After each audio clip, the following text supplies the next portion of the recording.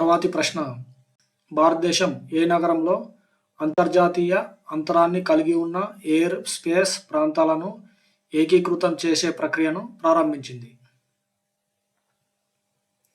జవాబు నాగ్పూర్.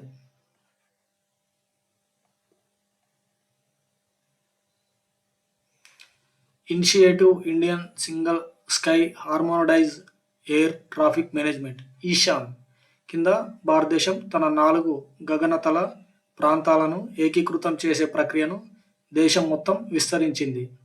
ప్రస్తుతం భారత గగనతల ఢిల్లీ, ముంబై, కోల్కతా మరియు చెన్నైలలో 4 ఫ్లైట్స్ ఇన్ఫర్మేషన్ రీజనల్గా విభజించింది. ఒక్కొక్కటి విడివిడిగా నిర్వహించబడుతున్నాయి. ఈశాన్ కింద ఇవి నాగ్పూర్లో కేంద్రీకృతమై ఒక నిరంతర గగనతలంగా ఏకీకృతం చేయబడతాయి. ఇది భారతదేశం అంతటా ఎయిర్ ట్రాఫిక్ నిర్వహణను క్రమబద్ధీకరించడానికి మరియు మెరుగుపరచడానికి ప్రయత్నిస్తుంది. తర్వాతి ప్రశ్న, భాగస్వామ్య శ్రేయస్సు కోసం నీరు అనే 10వ ప్రపంచ నీటి వేదిక ఏ దేశంలో ప్రారంభమైంది?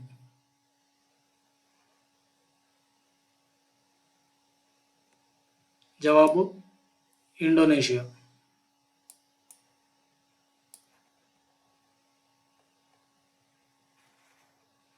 పదవ world water forum water for shared prosperity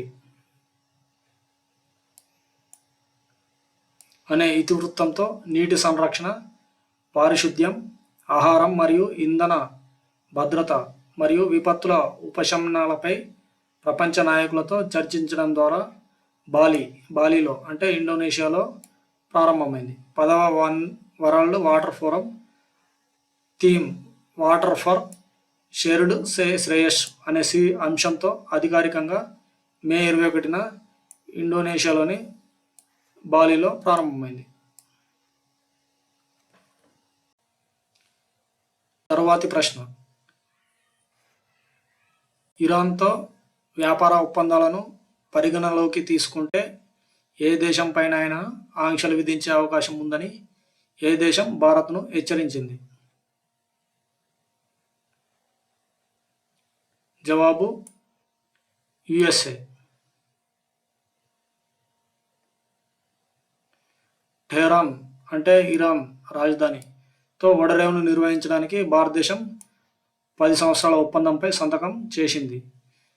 ఇరాన్తో వ్యాపార ఒప్పందాలను పరిగణలోకి తీసుకుంటే ఏ దేశానికైనా సంభావ్య ఆంక్షలు విధించవచ్చని యుఎస్, అమెరికా హెచ్చరించింది. పాకిస్తాన్తో ఇరాన్ సరిహద్దుకు సమీపంలో ఉన్న వ్యూహాత్మక ముఖ్యమైన చాబహార్ ఓడరేవును అభివృద్ధి చేసేందుకు భారత్ 2016లో ఒప్పందం చేసుకుంది.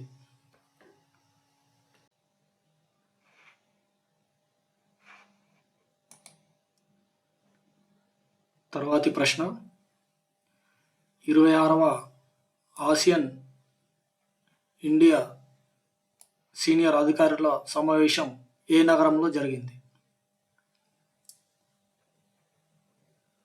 జవాబు న్యూఢిల్లీ. 26వ ఆసియన్ భారత్ సీనియర్ అధికారుల సమావేశం న్యూఢిల్లీలో జరిగింది. సెక్రటరీ జైదీప్ మజుందార్, సింగపూర్ విదేశీ వ్యవహారాల మంత్రిత్వ శాఖలో శాశ్వత కార్యదర్శి ఆల్బర్ట్ చువాతో ఈ సమావేశం అధ్యక్షతన వహించారు. ఈ సమావేశంలో రాజకీయ భద్రత, ఆర్థిక మరియు సామాజిక సాంస్కృతిక 3 స్తంభాలలో ఆసియన్ భారత్ సంబంధాల స్వరూపం సమీక్షించబడింది.